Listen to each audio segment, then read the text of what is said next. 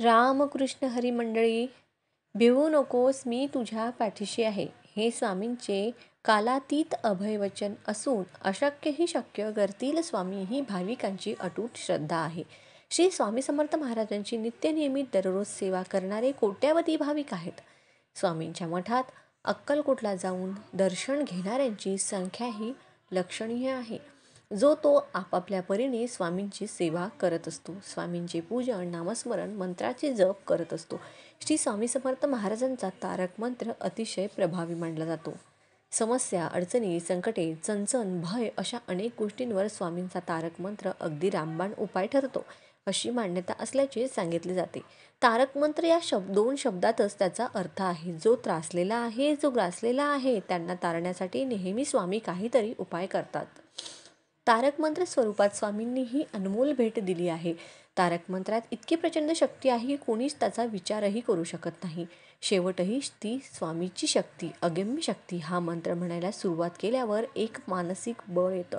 जर हा मंत्र तुम्ही हळूहळू संत लयीत म्हटला तर खूपच बळ देतो, अंगात शक्ती संचारते, असा स्वामी भक्तांचा अनुभव आहे. घरातील नकारात्मकता घालवण्यासाठी तारक मंत्राचा प्रभावी उपाय.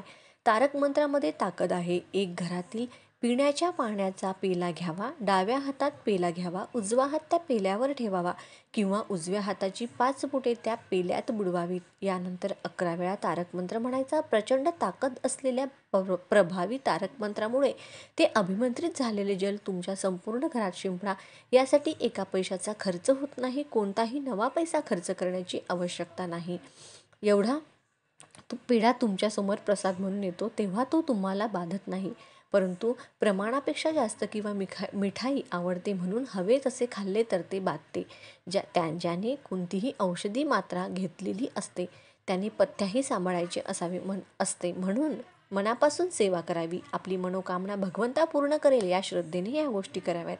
एक घरातील पिण्याच्या पाण्याचा पेला घ्यावा, डाव्या हातात पेला घ्यावा, उजव्या हातात त्या पेल्यावर हात ठेवावा.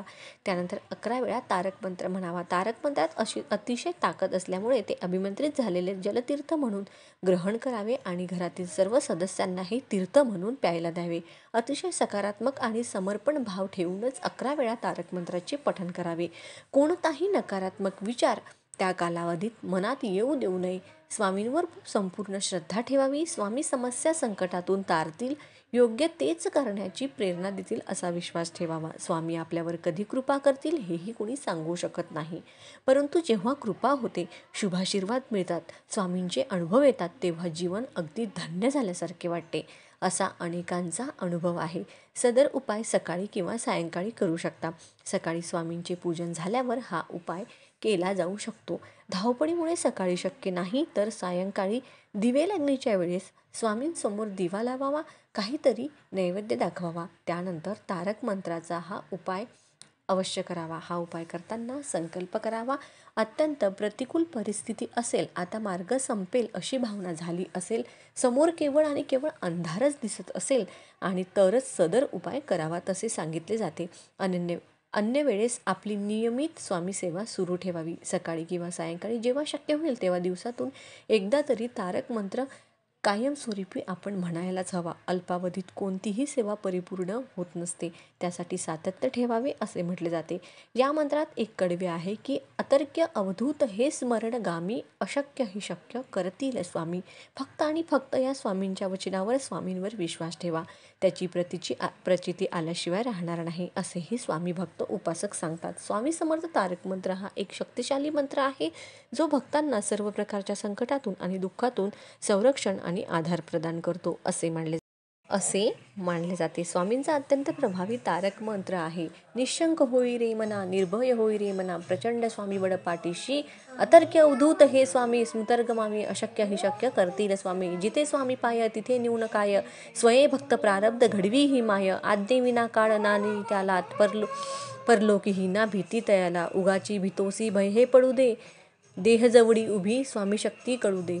जगी जन्म मृत्यू असे खेळ ज्याचा, नको घाबरतू असे बाळ त्यांचा, खरा होई जगा तू श्रद्धेसहित, कसा होशी त्याविन तू स्वामी भक्त, कितीदा दिला बोल त्यांनीच, हात नको डगमगू स्वामी देतील साथ, विभूतीन मना ध्यानादी तीर्थ, स्वामीच या पंचामृतात.